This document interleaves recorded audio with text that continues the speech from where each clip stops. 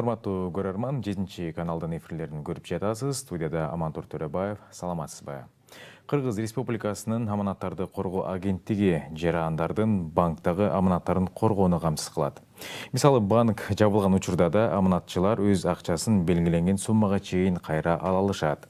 Максат элдин банк системасына болгон ишенимин бекемдөө жана ар бир жарандын аманатын коргоо болуп саналат. Ардактуу көрөрман, дал ушул темада алдыда кеп кылалы деп турабыз. Бул үчүн берүүбүзгө аманаттарды коргоо агенттигинин аткаруучу директору Букуев Кадырбек Жумабековичти чакырганбыз. Саламатсызбы? Кутмандуу күнүңүз менен студиябызга кош келиңиз. Кадырбек Жумабекович, мынакей аманаттарды коргоо негизи эле ушул агенттиктин ишмердиги тууралуу алгач айтып берсеңиз. Саламатсыздар, кутман күнүңүздөр менен, урматтуу кыргыз элибиз. Өзүңүздөр билгендей, ар бир адам акчасы болгондо ойлонот, акчабызды сарптайбыз, калганын сакташ керек, кандай кылып сакташ керек деп ойлонушат. Анын ичинде акчабызды эми банкка деле салып койсокпуз деп ойлор келет да. Ар дайым акчаңыздар болсун, ошондой ойлор болсун. Анан банкка акча саларда ар бир адам ойлонот, эми кайсы банкка сактасак болот, ыңгайлуу деп, кайсы ыңгайлуу, кайсынысы пайдалуу депчи. Өзүңүздөр билесиздер, банктар аябай көп. Бул шаарда эле эмес, айыл жергесинде да банктардын саны да көп да, ошондо ойлонушат.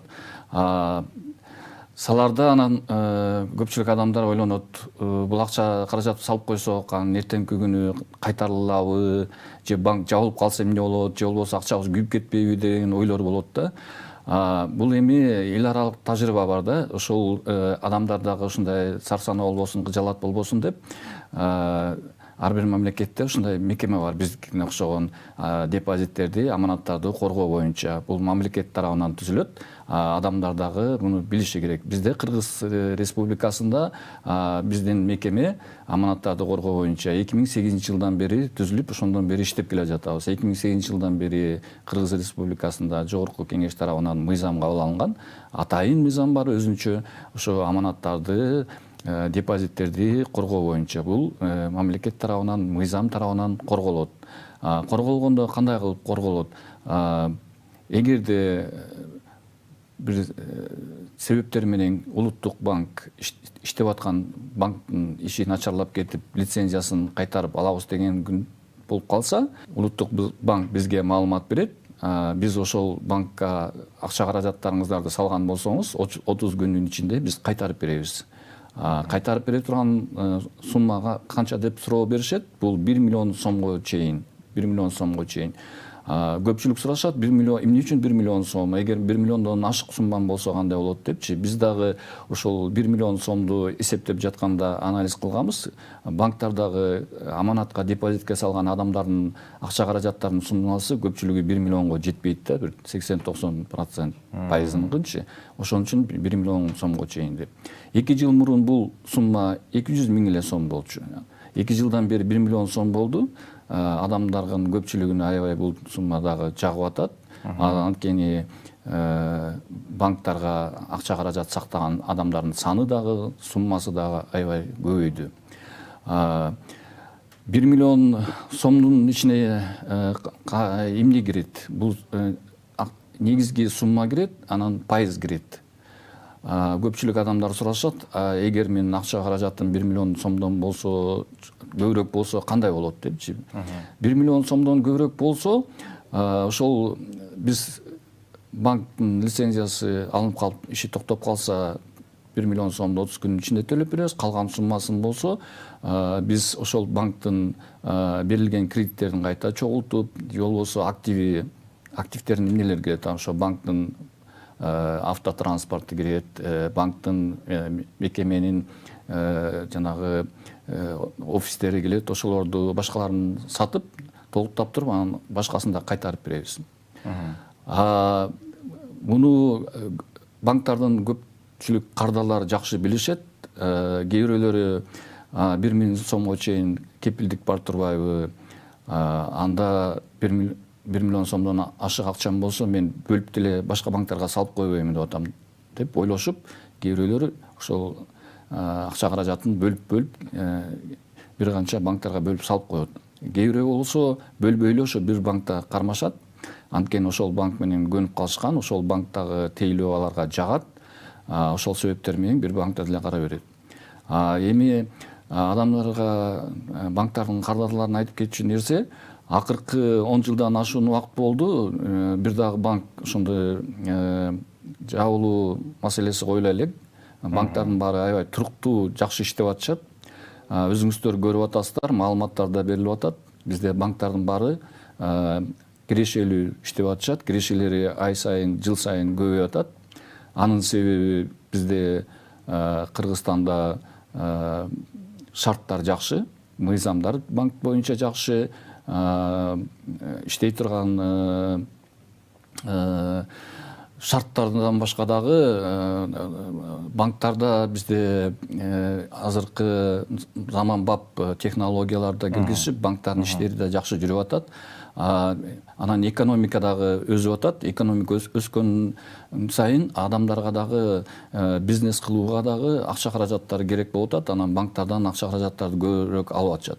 Анан эң негизгиси бизде Кыргызстанда жашоо турмуш жакшырган сайын адамдардын тапкан айлык дары да көбөйүп атат, кирешелер да көбөйүп атат. Ошол көбөйгөн сайын адамдар дагы анын ичинде акча каражатын банктарда сактап жатышат. Анан банктарда акча каражаттарды эмне үчүн сакташат? Пайдасы бар. Анткени акча каражатыңыз эгер өзүңүздүн чөнтөгүңүздө, үйүңүздө сактасаңыз пайда алып келбейт. Үйдө сактасаңыз туугандарыңыз, үй мүчөлөрү билип алышып сурай беришет да. Акча карызга сурашат. Жөнөкөй эле мисал десек болот. Жөнөкөй эле мисал. Чөнтөгүңүздө жүрсө, көчөгө чыксаңыз эле рекламалар бар, магазиндер бар, торговый соода борборлору бар. Аларга көзүңүз кызыгат, нерсени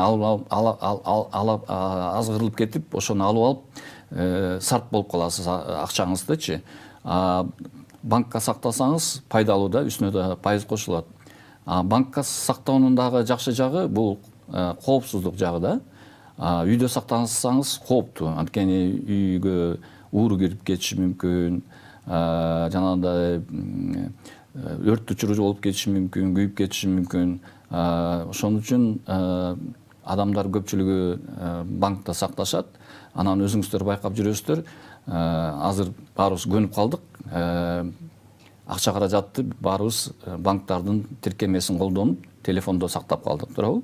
Ошол электрондук капчыктарда. Электрондук капчыктарда. Ошол банктын тиркемеси менен телефондун аркылуу дале депозитке акча салып койсоңуз болот.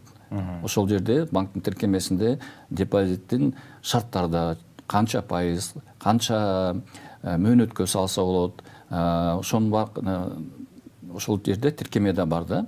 Адамдарга азыр шарт жакшы банктар менен иштеш үчүн. Айта кетейин, азыркы күндө банктардагы акча каражаттардын депозитке, аманатка салган суммасы 812 миллиард сомду түздү. Азыркы 25-жылдын 9 айынын жыйынтыгы боюнча. Бул көп суммабы же аз сумма деп суроо пайда болушу мүмкүн. Бул көп сумма, анткени жылдын башынан бери бул 206 миллиард сомго көбөйдү, 34% көбөйдү. Ай сайын көбөйүп жатат. Анткени адамдардын жана мен айткандай кирешелери көбөйүп, анан дагы өзүңүздөр байкап атасыздар, азыр жашоо турмушта адамдар көпчүлүгү жашоо шартын өзгөртүп жакшы болсун деп аракет кылып атышат. Үй там салып атышат, жер сатып алып атышат, там сатып алып атышат. Ошол жакка сатып алыш үчүн акча топтош керек, туурабы? Акча топтош керек. Анын ичинде мамлекеттик ипотекалык компания аябай актуалдуу болуп атат. Азыр жакшы шарттар түзүп берип атышат. Көп адамдар үйлүү жайлуу болуп атышат. Ал жерде дагы бир негизги шарт бул акчаны топтоп ошол жака төлөш керек. Аны топтош үчүн чөнтөгүңүздөрдү топтой албайсыз, анткени жана мен айткандай сарп боло бересиздер.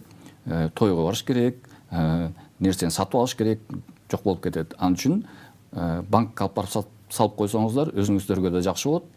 Бирөө тааныштарыңыз же туугандарыңыз карызга акча сураса дагы акчам банкта эле деп коесуз да. Баягы финансылык сабаттуулук жогорулайт десек дагы болот да, бир четинен. ооба, анткени адамдардын максаттары болот да, тилектери болот. Үй алайын, баламды окутайын, автотранспорт сатып алайын деп. Ошол максатка жетиш үчүн акча каражат керек. Акча каражат топтош керек. Азыр маданият адамдар көпчүлүгү үйрөнүп калышты. Акча каражатты топтосо болот турбайбы деп. 500 сомдон, 1000 сомдон айлыгыңыздардан калгандан кийинчи болбосо тиги шартыңыз туура келсе, андан көбүрөөк сумманы деле банкка алып барып сала бересиздер. Банктар деген чектөө жок. Жана мен айтып кеткендей, күнүгө акча салып турсаңыздар болот. Анткени колуңуздарда телефондо банктын тиркемеси бар. Ошол ар кандай нерселерге жок кылуудан баягы сактайт десек да болот, үнөмдөйт десек да болот. Ошондой эле Кадырбек Жумабекович, төмөндө айтып калдыңыз, кээ бир жарандарыбыз баягы ар бир банктарга бөлүп сактай, же болбосо бир банкка чоң эле бир сумманы салып коет деп, анан кийин көп акча каражатты ушул аманаттарды салат элем деген дагы учурлар болуп калышы мүмкүн. Эгер баягы банктар жабылып же жана башка ар кандай ситуацияга кабылып кала турган болсо, канчалык деңгээлде, канча сом, 1 миллиондон ашабы же мыйзам тарабынан ушундай каралганбы? Бул мыйзамда каралган. Кепилдик учур келгенде улуттук банк эгер ошол бир банктын ишинде маселелер пайда болуп жабыла турган болуп калып баратса, лицензиясын ала турган болуп баратса, ошондо лицензиясы алынгандан кийин биз 30 күн ичинде төлөп бере турган сумма. Эми жана 1 миллиондон ашыраак депозитке, аманатка акча салган адамдар дагы кыжалат болбошу керек, анткени калган сумма дагы төлөнүп берет. 30 күн ичинде 1 миллион сомго чейинкилердикин төлөп беребиз да, тезирээкчи. Анткени ошол аманатка, депозитке салган адамдардын санынын 80-90% ошол 1 миллион сомго чейин болот да. Андан ашкан суммасы барлар кыжалат болбош керек, алар деле төлөнүп берилет. Дагы бир жолу кайталап кетейин, банк системасы, банктар бизде туруктуу иштеп жатышат. Биз дагы анализдеп текшерип турабыз. Келечекте кандай болот депчи, жакын арада мындай банктардын иши бирөөсүнүкү токтоп калып же проблема боло тургандай мындай прогноз жок да азырчы. Баардыгы жакшынакай иштеп атышат. Андан дагы айтып кетейин, ошол Кыргыз Республикасында азыркы күндө 21 банк болсо, андан башка дагы микрофинансылык компаниялар бар. Алар дагы 30тон ашык. Бирок алар баардыгы тең депозит кабыл алышпайт. Анын ичинде 3 микрофинансылык компания бар. Ошолор эле улуттук банктын лицензиясы бар, ошолор депозит кабыл алат. Бул 21 банктан башка дагы 3 микрофинансылык компания, бул Салым Финанс микрофинансылык компаниясы, АБН микрофинансылык компаниясы, анан Элет Капитал деген микрофинансылык компаниялар. Ошолор депозит, аманат кабыл алышат. Ошолорго салган акчаңыздар мамлекет тарабынан, биздин депозиттерди коргоо агенттиги тарабынан коргоодо. Эгер ошолордун иши токтоп кала турган болсо, биз 30 күн ичинде компенсация алып, сиздерге акча каражатыңыздарды төлөп беребиз. Анан дагы адамдар сурашат, акча каражатты алып барып салып коелу, анан убактысы келгенде, же болбосо убактысы келип кайтарып алайлы деп барганда акчабыз жок эле, күтүп тургула деп бизди кыжалат кылбайбы деп ушунтип сурашат да. Андай учур болбойт, анткени бизде банктарда азыр мындай ликвиддүүлүк деген түшүнүк бар. Кайтарымдуулук жагы боюнчачы. Ошол жагында көрсөткүчтөр бар. Улуттук банк тарабынан коюлган 45% деген. Мындай азыркы күндө бул көрсөткүч 70%дан жогору да. Бул деген эң жакшы көрсөткүч. Банктарда азыр акча каражат жагынан илгери 20-30 жыл мурун ошондой болчу, акча каражат жетпей, адамдарды эми акча депозитте, аманатыңызды, акчаңызды алам десеңиз, 1 ай мурун же 2 ай мурун арыз жазып койгула, анан биз акчаңарды топтоп туруп анан кайтарып беребиз деген мурун ошондой болчу илгери. Азыр андай маселе жок. Азыр ошол жана мен айтып атпайм, тиркеме менен аманатка, депозитке акча саласыз, ошо тиркеме менен деле акчаңыздарды которуу, кайтарып алуу маселелери чечилген.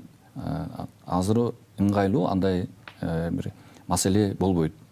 Анан дагы суроолор беришет, акча каражаттар дагы түрдүү валютада болот да. Улуттук валютада бул биздин Кыргыздын сому, анан чет мамлекеттин валютасында болот. Доллар менен, евро менен, рубль менен аманатка, депозитке акча салган адамдар бар. Анан улуттук сом менен салынган депозит аманаттар эле корголобу же чет мамлекеттик салынган акча каражаттар корголбой калабы деп дагы сурашат. Кээ бирөө мүмкүн баягы баалуу металлдарга дагы салышы мүмкүн, Баалуу металлдарга салган бул эми депозит болуп эсептелбейт, ал башка түргө кирет. Жанагы чет мамлекет менен валюта менен салынган акча каражаттар дагы биз коргойбуз. Эгер жана кепилдик учур келип улуттук банк лицензиясын алып койсо, ошол банкка салынган чет мамлекеттик валютада салынган акчаны ошол күнкү улуттук банктын эсеп курсу менен эсептеп туруп, ошол төлөнүп берилет. Чет мамлекеттик валюта менен салган акча каражаттар күйүп кетпейт. Сом менен дагы, доллар менен дагы, евро менен дагы, рубль менен башка валюта менен салган акча каражаттардын баары тең мамлекет тарабынан коргоодо. Айта кетчү нерсе, бизде да сурап турушат, кайсы валютада акча каражат салсак пайдалуу депчи. Бул суроого мындай жооп берет элек, статистика боюнча азыркы күндө банктарга жана 3 микрофинансылык компанияга салынган депозиттердин суммасы 812 миллиард сомдоп атпайбы? Ошонун ичинде 37% пайызы бул чет мамлекеттик валютада салынган депозиттер. Калган 63% бул улуттук сом менен салынган. Бул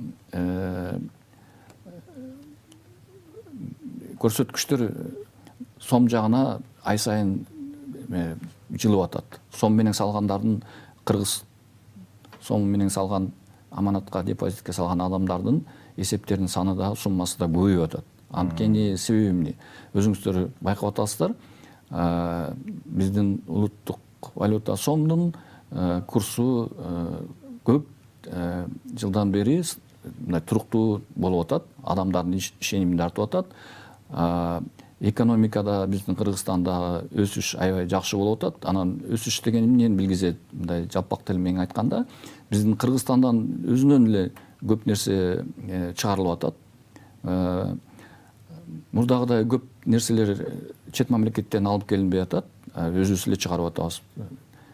Мисалы, транспорт тарабынан бизде өзүбүздөн дагы заводдор чыгып, продукциялар чыгып атат. Бизде экспортко азыр көбүрөөк нерселер кетип атат. Анан көпчүлүк соода нерселер Кыргызстанда өзүңүздөр байкап калдыңыздар. Мурун магазинге барсаң деле, бирде барсаң деле доллар менен айтып калышчу, баасын мебель деле, тиги машинени деле доллар менен. Азыр көпчүлүк сом менен эле сүйлөшүп калдык, байкалбай элечи, билинбей элечи. Анткени мыйзам дагы кирген. Мыйзамга да кирилген.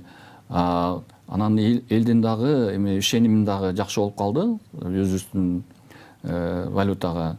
Анан доллар менен башка мамлекеттик тиги валюталар менен ишеним элдинки түшүп калды. Анткени өзүңүздөр маалыматтарда көрүп атасыздар, доллардын дагы бөлүнүп калды. Жанагы ак доллар деп коет, эски доллардын курсу өзүнчө төмөн. Анан жаңы доллардыкы башкача деп, анан жанагы мошенниктерди көбөйдү. Акча каражатты жасап коюп, жасалма алып калбайлы деп да коопсузданып калды адамдарчы. Анан жанагы чет мамлекеттик валюта менен күнүмдүк керектүү деле болбой калды да. Көпчүлүгү сом менен эсептешип калдык. Ошондуктан адамдар дагы ошо анан пайыз жагынан айтып кетейин.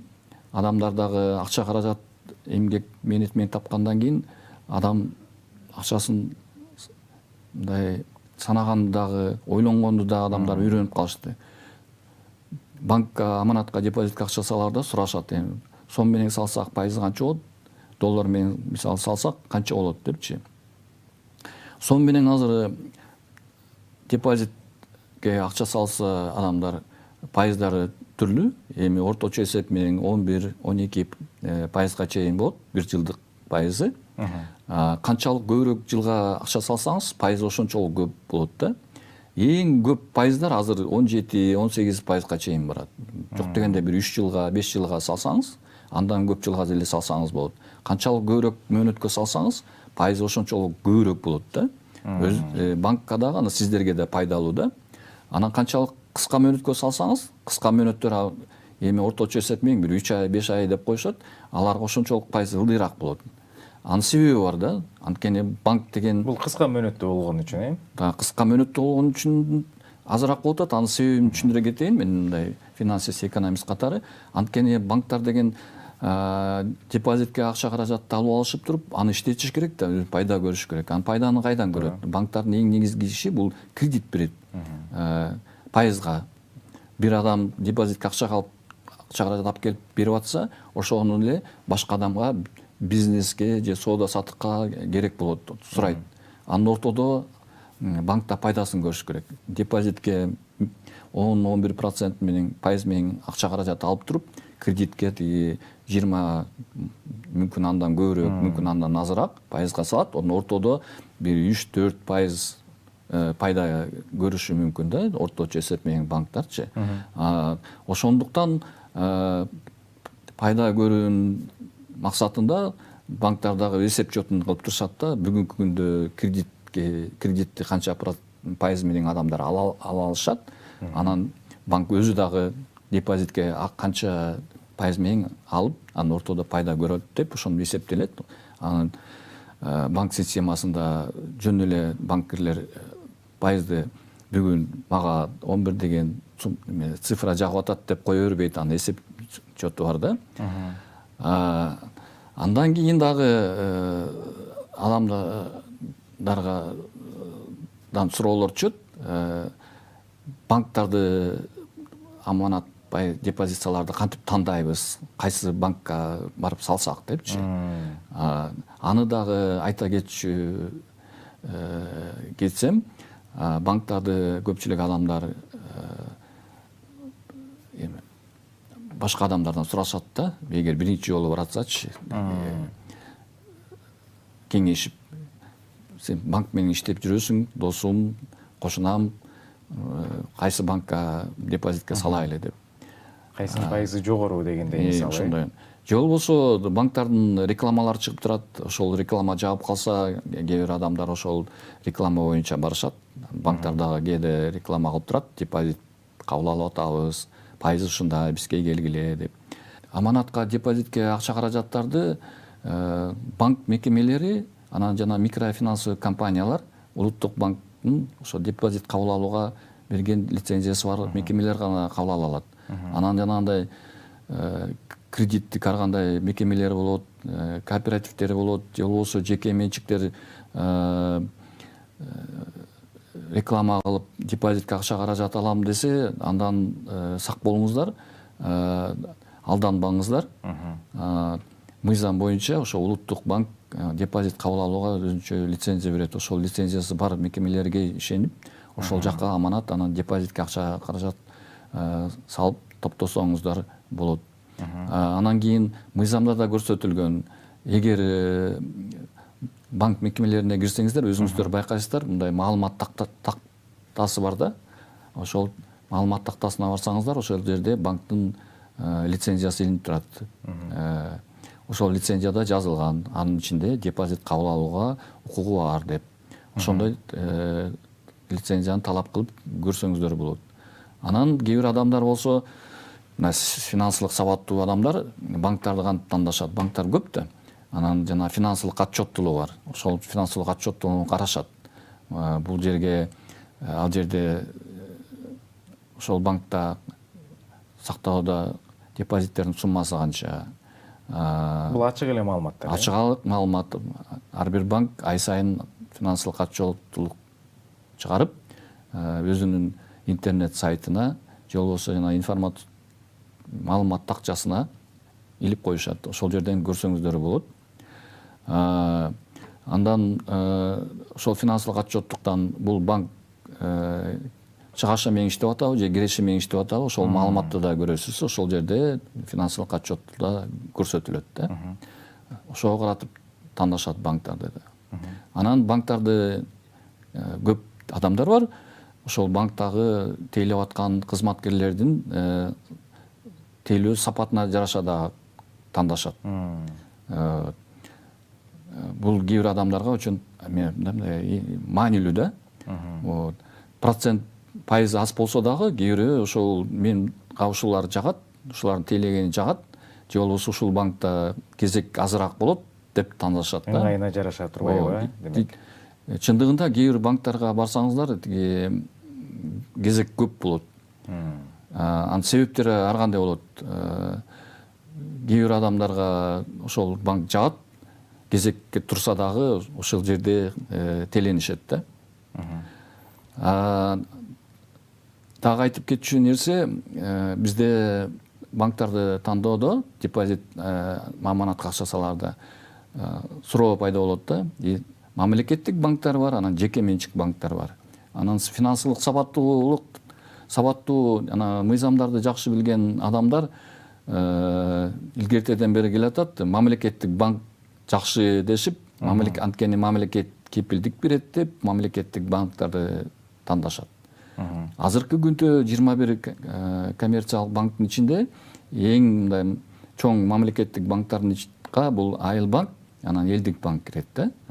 Мындай цифра менен айтсак, мен айтып атпайм, азыркы күндө акыркы 9 айдын жыйынтыгы боюнча банктардагы жана микрофинансылык компанияларда чогулган депозиттеги, аманаттагы акчанын суммасы 812 миллиард болуп атат. Анын ичинде 494,6 миллиард сом бул эң мындай алдыңкы 4 чоң коммерциялык банк бар. Бул Айыл банк, Элдик банк, Бакай банк, анан Эм банк дегендер. Ошол жерде топтолгондо бул жалпы сумманын 61%-ын түзөт да.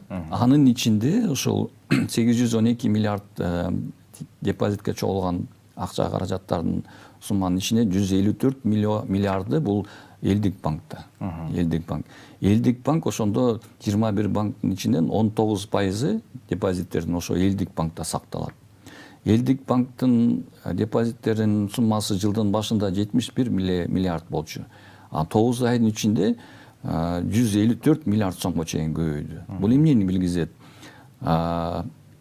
Элдик банк деле, Айыл банк деле көп реклама деле бербейт, бирок адамдардын көпчүлүгү ошо мамлекеттик банк ишенимдүү деп мамлекеттик банкка барып акча каражаттарын салышат. Дагы бир себеби бул Элдик банк менен Айыл банктын жерлердеги калкты тейлеген филиалдары, сактык кассаларынын саны аябай көп да. Булар ошо мамлекеттин кызыгы үчүн элге кызмат кылуу иретинде элге жакын барышып, чоң-чоң айылдарда да бар булардын сактык кассалары. Ошон үчүн адамдар ишенишет. Анан тейлөө сапаттары жагынан дагы ошо Элдик банк, Айыл банк, жеке менчик банктарга караганда дагы алдыда бололу деп акыркы жылдары жакшы иштерди алып бара жатышат. Анан жалпысынан элге шарт банк тейлөө боюнча жакшы түзүлгөн. 21 банк деген бул жакшы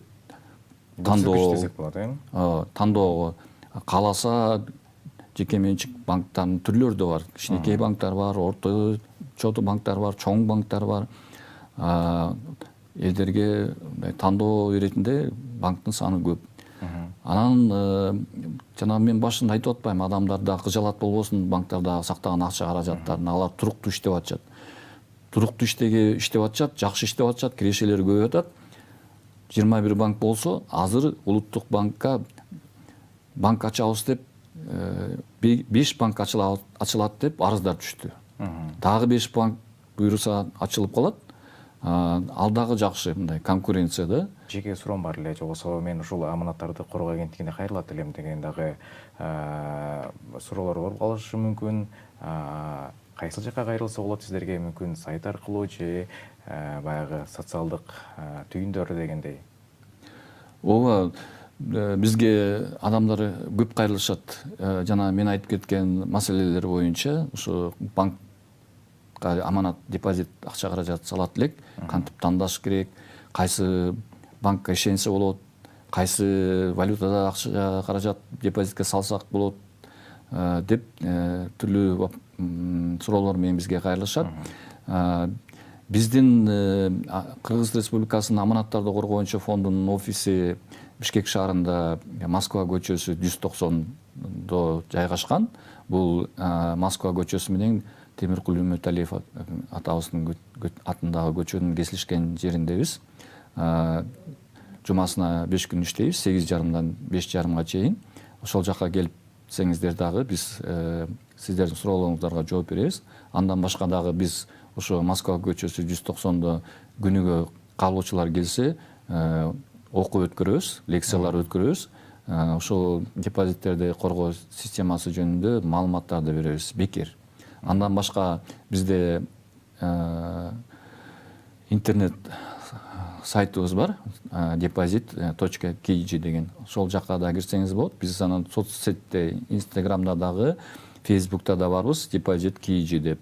Ошол жакта дагы көпчүлүк суроолорго жооптордун баарын биз жазып койгонбуз. Андан башка да аудио, видео, телевидение аркылуу, радио аркылуу да берип жатабыз. Андан башка дагы биз региондорго да барып, мекемелерге, окуу жайларга да барып лекцияларды өткөрүп жатабыз. Бул дагы бекер. Эгер бизди өзүңүздөр угабыз десеңиздер, көрөңүздөр, чакырсаңыздар болот. Биз барып ошол жерде иштеп аткан жериңиздерди, жайгашкан жериңиздерди дагы өткөрүп беребиз.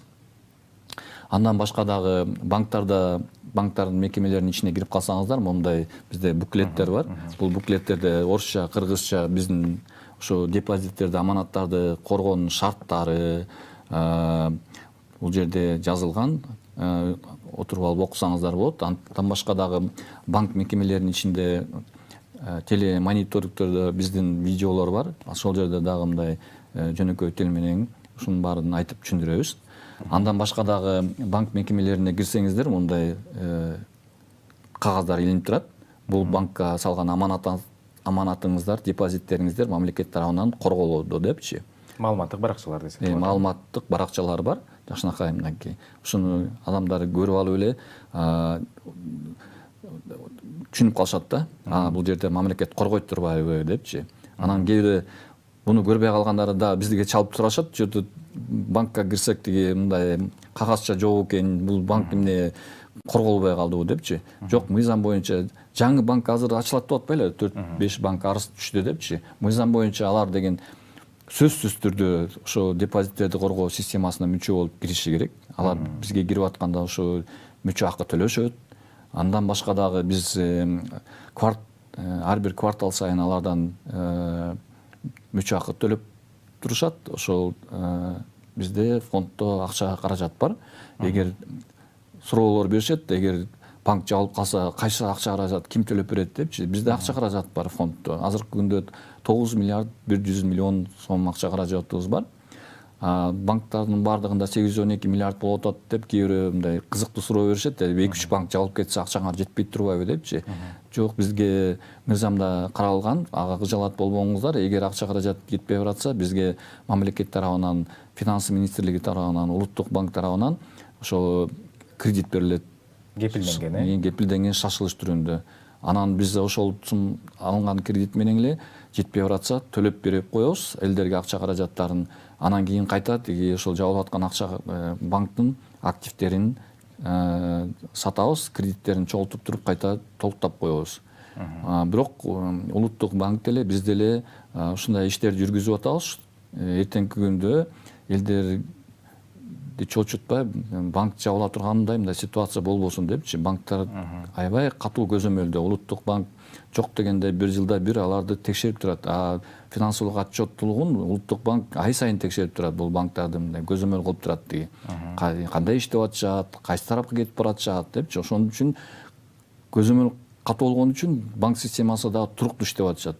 Көрсөткүчтөр да аябай жакшы, кирешелер да көбөйүп атат, ай сайын көбөйүп атат. Анткени бизде Кыргызстанда ошол мен башында айтып кеткендей экономикалык өнүгүү болуп атат. Бул өнүгүүнүн пайдасын дагы банктар да көрүп атат. Өзүңүздөр билип атасыздар, курулуш тармагы өнүгүп атат, айыл чарбасы өнүгүп атат. Өнүккөн сайын дагы өнүгөлү деп адамдар акча каражат керек, банктарга кайрылышат, кредит алышат. Пайдасын адамдар да көрүп атышат, ортодо банктар да көрүп атышат. Адамдардын айлыктары дагы, пенсиялары да көбөйүп атышат. Анан дагы бир жолу айтып кетет элем, акча каражаттарыңыздарды банктарда жана микрофинансылык компаниялар бар. Улуттук банктын депозит кабыл алууга лицензиясын алган. Ошол жактарда сактаңыздар. Бул коопсуздук жагынан да жакшы, анан пайдасы да бар. Банкка акча каражат салсаңыздар, үстүнө пайыздар келип түшүп турат. Үйдө колуңузда, капчыгыңызда сактасаңыздар, андай пайда түшпөйт. Кооптуу. Банктарда сактаңыздар акчаңыздарды деп чакырып кетет элем дагы бир жолу. Кадырбек Жумабекович, сизге чоң ырайчылык билдиребиз. Аманаттар тууралуу кеңири маалымат бергениңизге жана ошондой эле финансылык сабаттуулук тууралуу ийгиликтер каалайбыз. Урматтуу көрөрман, 7 каналдын эфиринде бүгүнкү программабызда Аманаттарды коргоо агенттигинин аткаруучу директору Букоев Кадырбек Жумабекович менен маектештик. Биздин каналдан алыстабаңыздар.